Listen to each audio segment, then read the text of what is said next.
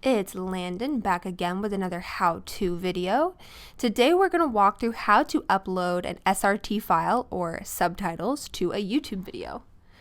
So just go to youtube.com and make sure you're logged in.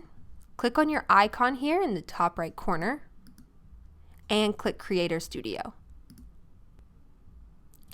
Over here will be your recently added videos. If you don't see the one here that you want to add subtitles to, just click on View All.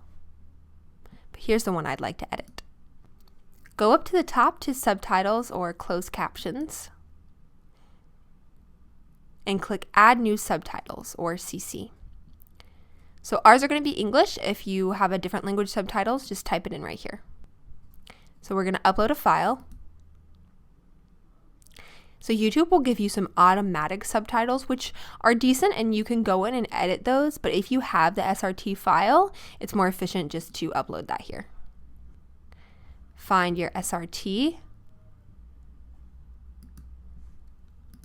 Click Open and Upload.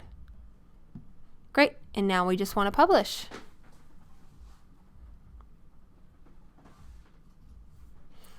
And it's easy as that. Hope this was helpful. Let us know what you think. Thanks for watching.